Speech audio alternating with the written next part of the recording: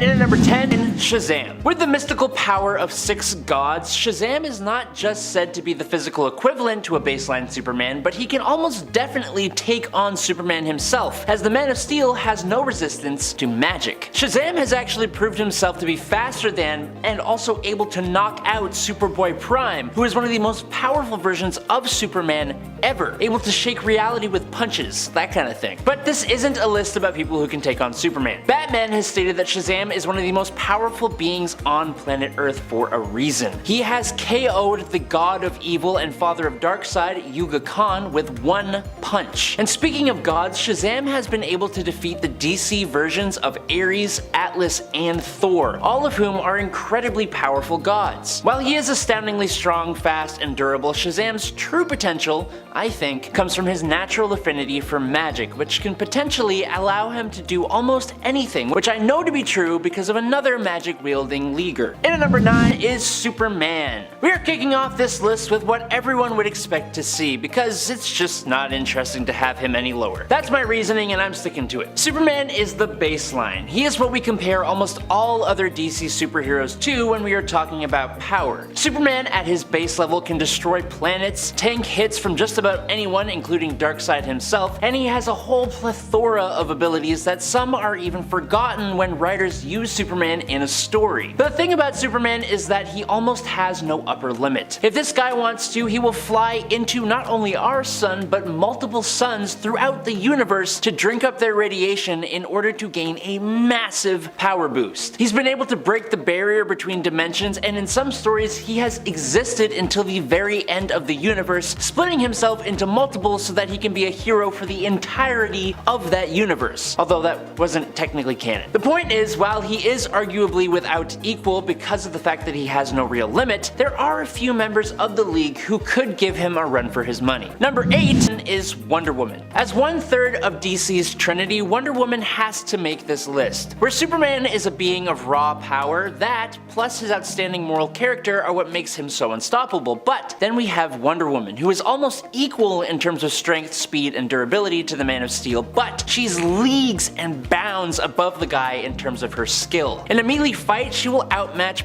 pretty much anyone, and she will be quicker than almost anyone, including Superman, because she doesn't even need to think when fighting. She's just a natural. I don't think we can actually show it, but my favorite Wonder Woman panel, which I think comes from Injustice, is literally her snapping Superman's arm using her elbow while he screams in pain and Harley Quinn is in the background like rooting her on. It's fantastic. But even in regular continuity, she's been able to last a hot minute against a mind-controlled Superman who was not holding back, and she could have even taken him down if she wanted to. And then we talk about Death Metal, where Wonder Woman got powered up to the point she was taking on beings of cosmic levels of power using a magical chainsaw. Then she went on to Valhalla, of all places, but even managed to get out of there and come back to Earth. And that's the other thing. Wonder Woman has access to not only magical artifacts, but she was gifted with magical abilities by the goddess Hecate, or however you pronounce that. And those powers were leagues above Zatanna's own magical prowess.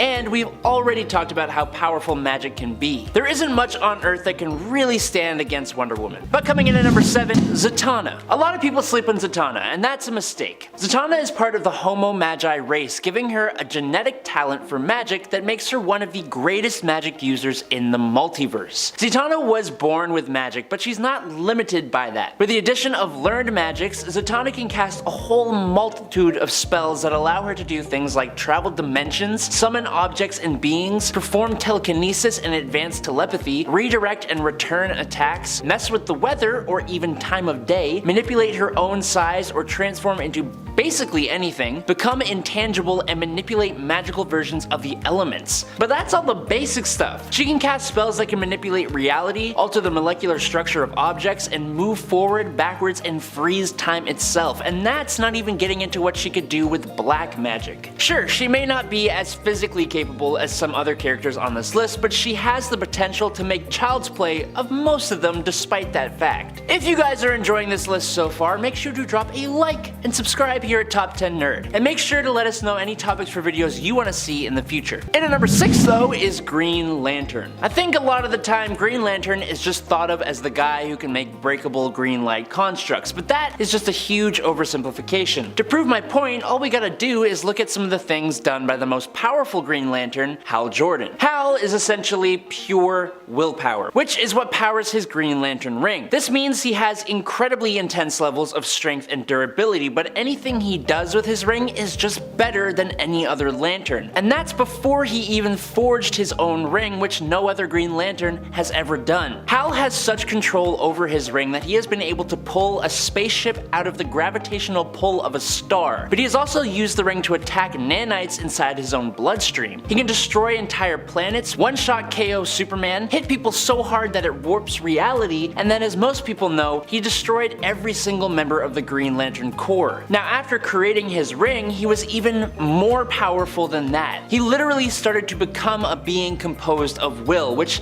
doesn't even really make sense, but means he can't really die. He obliterated Sinestro, who was powered up by Parallax. He moved so fast he broke the Speed Force barrier, tanked a massive blast from Mogo, who was a Green Lantern that's a planet, and Mogo was being boosted up by hundreds of other lanterns when that happened. And he created hard light constructs that were actually alive and couldn't be beaten by the Green Lantern and Sinestro Corps combined. Absolutely insane. And at number 5 is Martian Manhunter. John Johns is another character that people really sleep on, but this guy is insane with his level of ability. There's a panel from the New 52 when Martian Manhunter is fighting off all the members of the Justice League at the same time. Let me break this down. With his left hand, Martian Manhunter is displaying his shapeshifting abilities, turning into a massive spiky club and whacking away both Cyborg and Hal Jordan Green Lantern. With his right hand, I think it's safe to say he's showing off his super strength, as he's got a power grip on the lasso of truth, and I'm assuming he's resisting its power, which is just a whole feat on its own. Behind him is Aquaman, who's like jabbing at Johns with his trident, but this is just going through the Martian Manhunter and is showing off his intangibility powers. And then we got Superman, who's flying around the fight at a decent distance away, while Manhunter is using his heat vision to keep him there. And then the funniest part is Batman doing absolutely nothing, just picking up the Flash, who seems to have just been knocked down. It's almost a perfect display of his abilities, but leaving out a handful, and one of the biggest. John is the most powerful telepath on Earth, and one of the most powerful in the universe. Martian Manhunter has been called the most powerful being on the planet, and he's at the top of the list of people that Superman is afraid to fight. That's enough said right there. Number 4, Orion. Orion is a new god and the son of Darkseid, and as such he's not only incredibly conflicted, but also incredibly powerful. He has many forms and he has many abilities. Orion is repeatedly praised and stated to be a warrior with, quote, skill and ferocity second to none, which allowed him to become the greatest warrior on Apokolips while he was undercover there. He is so astronomically strong that he has held open the hand of the god of strength and might, who had been threatening creation and ripping holes in reality with that strength. And he has stood against and beaten a sun-charged Superman one-on-one, something no one else in the Justice League was able to do. His durability is so powerful that he can tank star system destroying explosions. Orion is so fast that he moves with the speed of thought, and he's so smart that he was able to create the Genesis box, which can destroy and rebuild a universe. He can grow and shrink to any size, move through time, has a healing factor as if he actually needed one, has incredible super senses, and wields the Astro Force, which does a hell of a lot on top of everything, including matter and energy manipulation. But as an example, it once sealed holes in reality and knocked out Superman in a single shot. And that's all just Orion holding back and not using his true power called the Source of the Beast. And yet, he flies around space on a stupid looking scooter.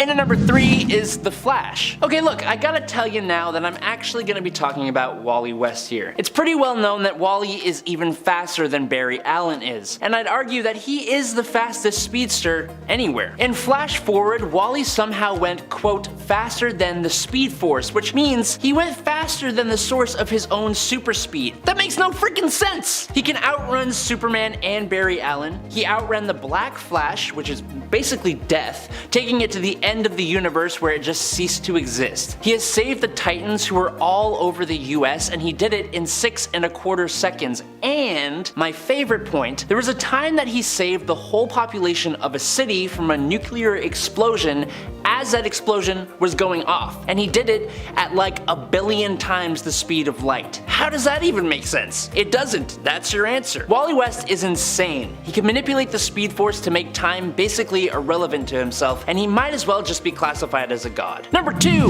Firestorm. Where do we start with Firestorm? The main version of the character is Ronnie Raymond, who was fused with his professor Martin Stein. But there are a lot of other versions of Firestorm, a lot of whom are either one person or different fusions of people. It's annoyingly complex. The character, as you might guess, has pyrokinetic abilities plus durability, flight, reflexes, and super strength, but the character's main thing is that they can rearrange the molecules of matter. Now this ability is obviously incredibly OP, and it would simply take one story to make him completely god level, but for the most part, writers kind of misuse him. Potentially, this character could transform entire planets into whatever he wanted. With his powers, Firestorm's done some pretty godlike things. For example, Firestorm manifested a pink bunny mascot suit out of thin air around the villain's skull crusher. He's turned explosives into a jack-in-the-box and a cement truck into a giant teddy bear. It's hilarious, but like low-key, absolutely insane. On a way less hilarious note though, he also turned a girl into salt when he was resurrected as Deathstorm, and in Doomsday Clock, Firestorm accidentally turned a crowd of Russian protesters into glass. But outside of matter manipulation, Firestorm has had some impressive feats, like surviving the nuclear meltdown that originally created the hero and absorbing all the excess radiation, and then another time, Firestorm survived a straight-on nuclear explosion. An alternate version of the character called Deathstorm was able to absorb and capture 3 different Justice League teams into its Firestorm matrix, allowing the crime syndicate to take over Earth for a period of time. And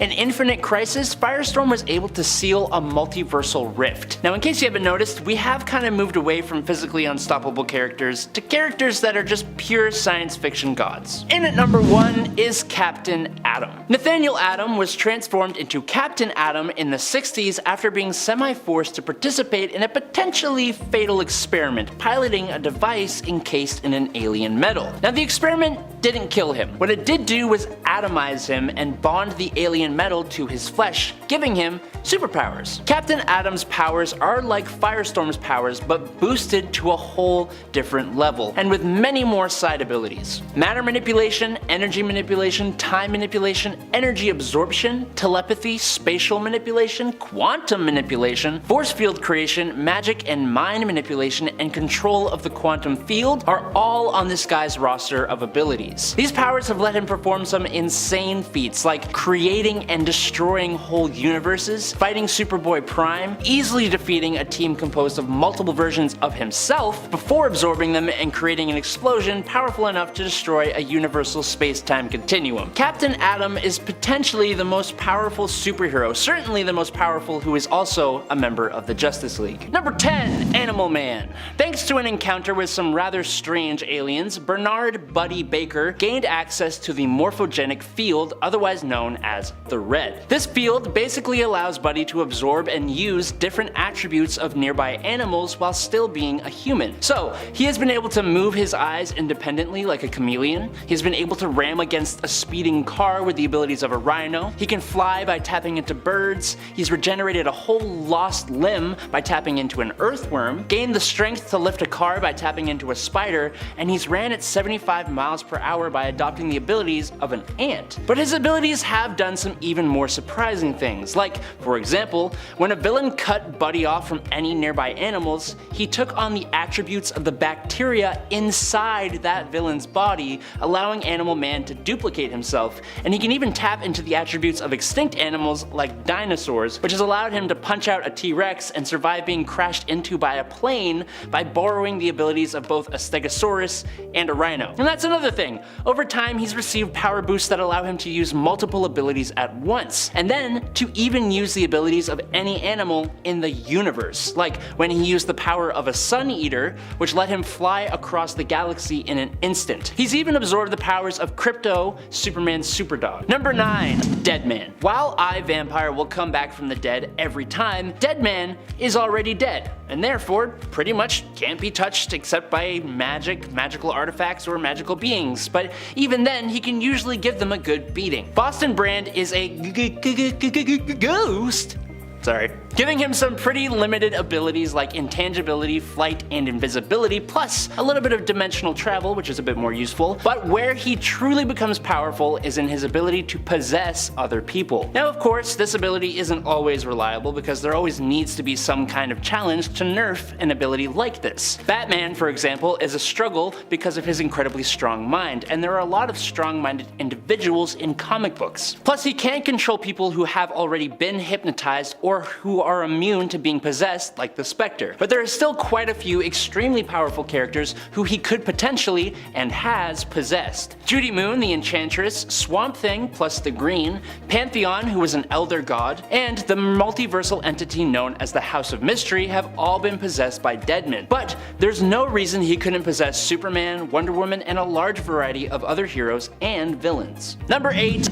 Vampire. In comparison to most of the other characters who have made this list, Andrew Bennett as a vampire is kinda squishy. Vampires are practically indestructible and can regenerate any damage done by consuming blood. They have superhuman strength, speed, reflexes, stamina, can transform into bats, wolves, rats, and mist, and have enhanced senses and a bit of psychokinesis. But despite that, they have some major weaknesses that pretty much everyone is aware of, with a big one being the frickin' sun, unless they can find a way to temporarily make themselves immune. But for Vampire, he has a peculiar ability to eventually automatically revive himself after he is killed, even if he becomes a pile of ash from the sun. He has even survived the end of the universe. Now, this ability is a bit of a mystery even to Bennett himself. When he survived the end of the universe, it was at the will of the Presence, leading some to believe that this may be true in all cases, but that's not actually confirmed. The point here is that he is literally unstoppable because he will always just come back. Is it cheating? I don't know, maybe, but if it is, then our next spot absolutely is cheating. Number 7. Constantine, or Constantine, or whatever you want to say. John Constantine is a really fun inclusion for this list because he is extremely powerful and not powerful at all at the same time. John can wield magic for sure through years and years of learning, training, traveling, but he doesn't have any kind of magical affinity or any kind of beneficial magical family heritage. John relies on actual magic as a very last resort, and the magic he knows how to use isn't anything to scoff at. He has even, very momentarily, been able to hold back Dr. Fate, but using magic comes at a cost and he knows this. So what Constantine prefers is trickery. Lies, deceit, traps, his wits, weapons, artifacts, backup, and calling in favors. John smokes. He drinks, he's in his middle ages, and he ain't in the greatest of health. He can throw a punch for sure, but most people are a physical match for him. But at the same time, he has been able to trick, outsmart, or overpower gods, demons, and angels,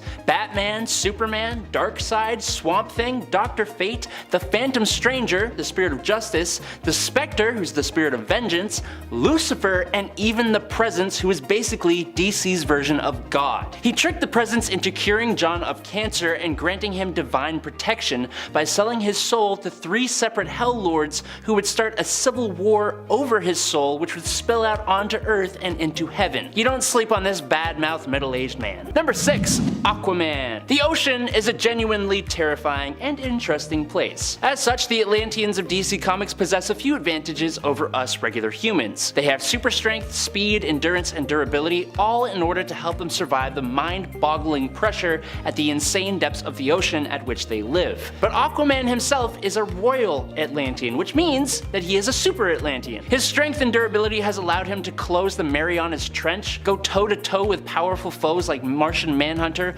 Lobo, and Wonder Woman, and tank blasts from Starro. His speed, which is often forgotten about, allows him to swim at 10,000 feet per second, and he can move even faster without the pressure or drag of water, allowing him to dodge bullets and catch lasers. But Aquaman has quite quite a few other advantages. His control over sea life has helped him in a large majority of his fights, with his underwater allies coming to his aid and helping him do things he probably couldn't do alone, like creating a massive tsunami with whales. His telepathic skill is actually quite impressive as well. Some of my favorite feats include him telepathically controlling a Green Lantern ring, reading the Martian Manhunter's mind without permission, and controlling a space dragon. Now for a while he had a hand that was a hook and then became a magical mystical water hand that could do a whole other level of feats, but I'm out of time so we're moving on. Number 5. Supergirl. It's funny, when I look up how powerful is Supergirl, I found more stuff about how she isn't more powerful than Superman, as if saying that Kara Zor-El is stronger than Kal-El is insulting their own masculinity. Kara is technically older than Kal is, and she also never learned to hold back, meaning she goes in with 100% effort. This made her appear to be much stronger than Superman when she showed up on the scene, but Superman has been absorbing the rays of our sun much longer, meaning he inherently has more power and more knowledge of how to use it, and his ancestry makes him just better than most other Kryptonians. That's the same reason, or part of the reason, why he was stronger than Zod. So now all the Superman stans can just chill out for a second. Supergirl has the potential to have all the exact same abilities that Superman does, but at a lower level, which still makes her insanely capable and one of the strongest beings in the universe. She has fought Barry Allen pretty successfully, obviously not trying to hurt him though. She put up a decent fight against Wonder Woman, though she still got kinda destroyed,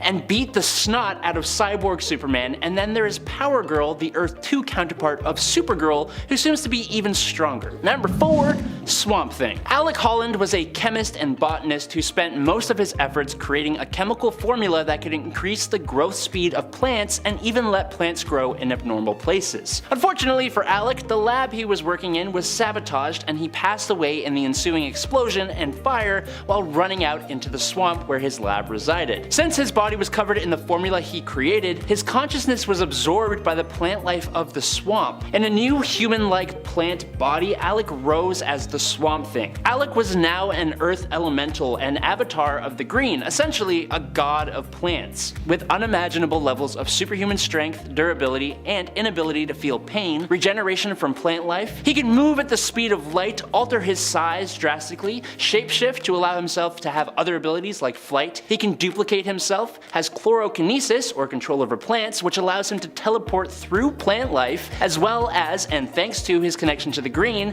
he can even move through time and possesses cosmic awareness. He's taken control of all the algae on Earth to remove most of Earth's oxygen in a show of strength. He's taken hits from and even restrained Superman and knocked the wind out of Wonder Woman. Swamp Thing is one of the more interesting heroes that DC has, and he deserves more respect on his name. Number 3. Black Adam. Whether you like it or hate it, Black Adam has been part of the Justice League. Black Adam has essentially the same base power that is possessed by Shazam, who made part 1 of this list, but for Black Adam, his ideologies and ruthless nature mean that he is simply much more capable than Shazam because he does not hold himself back. All we have to do to see how capable Black Adam is to take a peek at 2007's World War III event, or as I like to call it, Black Adam versus literally everyone. Black Adam single-handedly goes up against, beats the snot out of, and even takes the life of some of the combined forces of the JSA, the JLA, Captain Marvel, China's Great 10,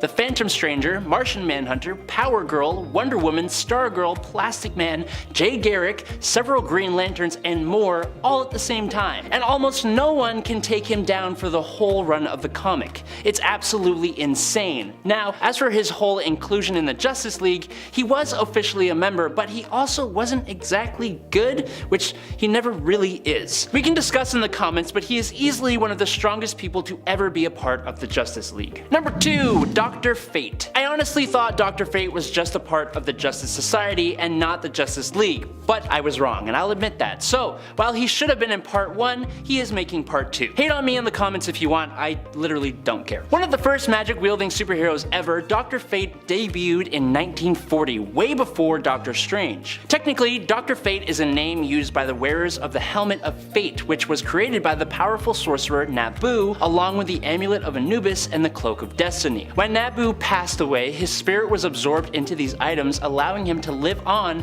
through his hosts. Now, while Kent Nelson was the first, characters like Inza Kramer, Jared Stevens, Radiance, Khalid Nassour, and a few others have wielded the powers of Dr. Fate throughout history, inhabiting the Tower of Fate and fighting magical threats. The Helmet of Fate itself grants the hero their vast magical powers, which include reality manipulation, matter manipulation, and time traveling, among many other abilities, plus the knowledge to cast spells that can do even more. And in at number 1 is Lobo. Lobo is basically what would happen if you took Marvel's Wolverine and Deadpool and smacked them together, added a pinch of the Punisher, and then made him as strong and tough as Superman and coated him in Gene Simmons face paint from the band Kiss. Now, as with all characters' feats, we need to take it with a pinch of salt, because this Zarnian in one story was able to take out the New Gods, who were all ridiculously powerful, but in the same story, he was captured and restrained by 3 Green Lanterns. He's been able to knock out Superman, regenerate himself from a pool of blood, has been deemed immortal and banned from both heaven and hell. He can track anyone he has met across the galaxy, is immune to psychic attacks, he's a genius, can break the 4th wall, can possess others,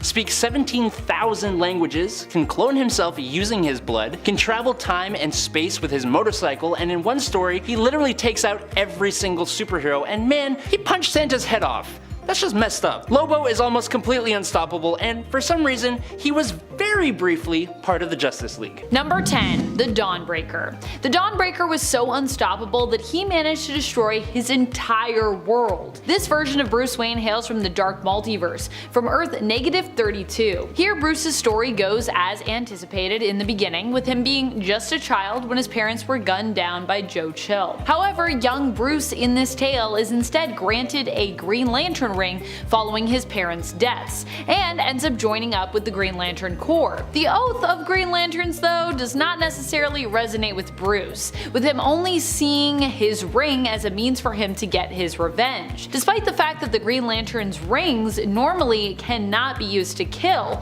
Bruce pours his inner darkness, his void of emotion, into this ring, corrupting it and thereby willing it to kill, and even using it to temporarily raise the dead. He goes on to kill all of the criminals of Gotham, face off with the Green Lantern Corps and successfully kill them and the Guardians of the Universe, and of course destroy the entire world. Well, his entire world.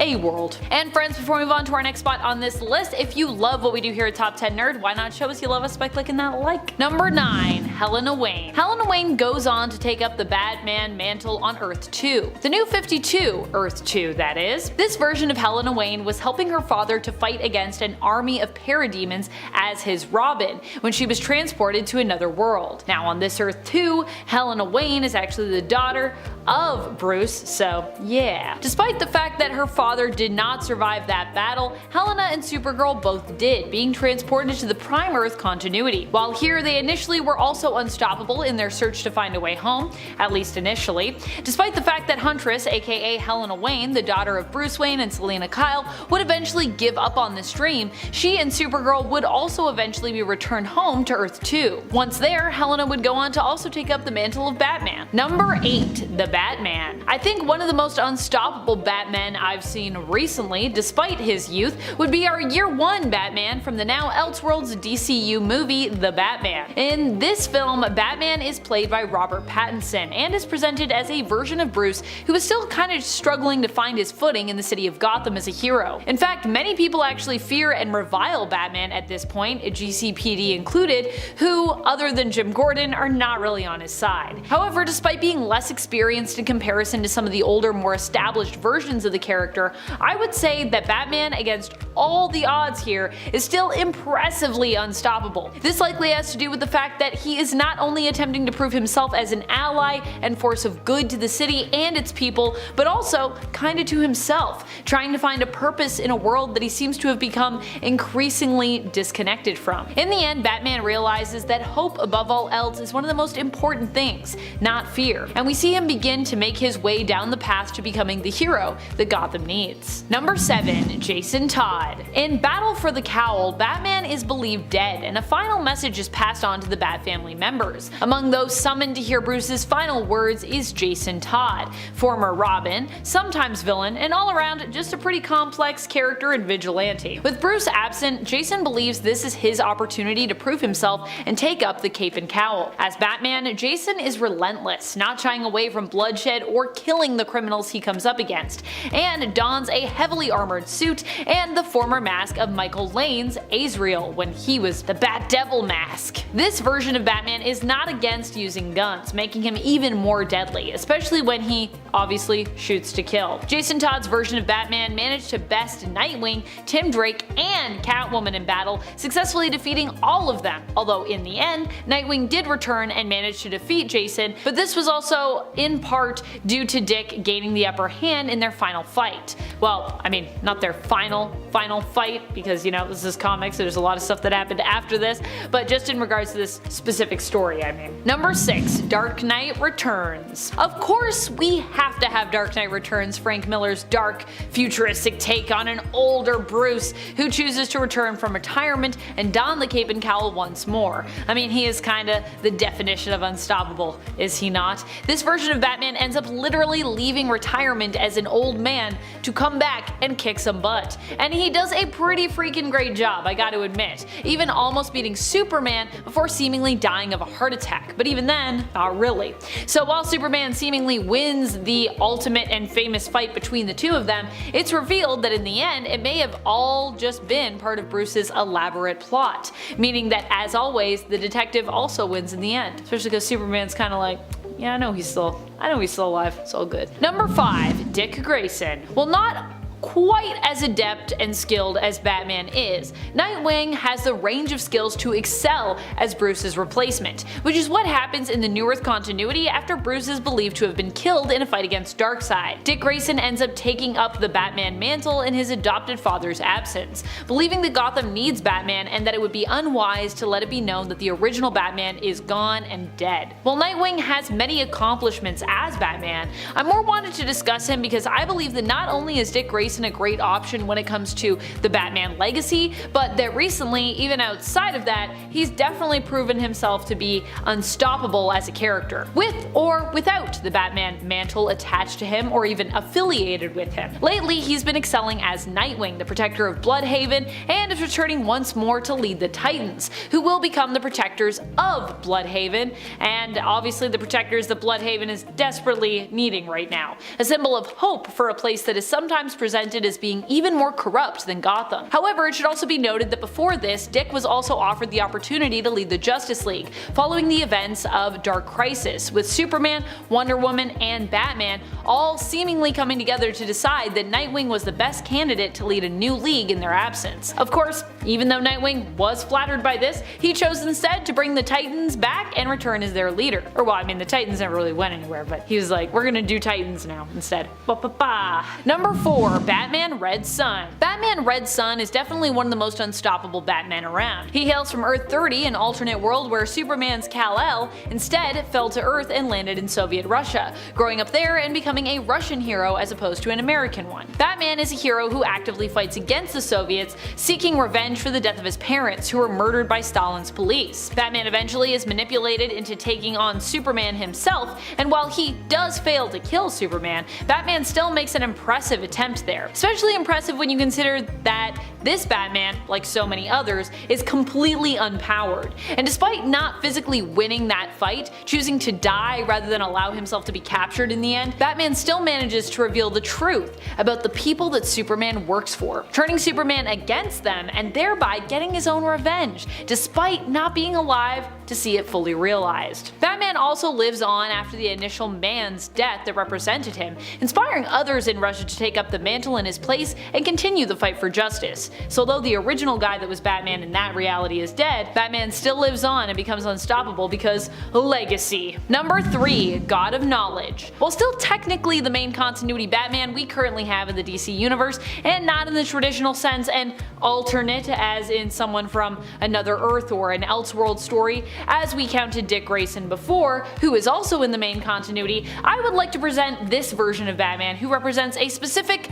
time in Bruce's life when he happened to gain the powers of Mobius, or at least the power of Mobius's chair. This was a device and tech that was initially used by Mobius, aka the Anti-Monitor, but given to the new god Metron by Mobius, before Batman ended up taking it for himself during Darkseid War. The chair grants whoever sits upon it vast knowledge, and also allows whoever pilots it to travel through time and through to various dimensions. In other words, this made Batman pretty insanely unstoppable. During Darkseid War, various heroes and villains took on new identities, becoming not new gods in terms of, the group of cosmic beings, but new gods in terms of them becoming gods, which was new gods, not new gods. Number 2, Batman in Bethlehem. In an alternate future, Damian Wayne ends up becoming Batman, and everything goes pretty crazy as a result. He takes up the mantle following the death of Dick Grayson, who ends up becoming Batman after Bruce retires. Following the death of his adopted brother, Dick Grayson, Damian sees killing as kind of the only way to deal with criminals like the Joker, who ended Dick's life in this case.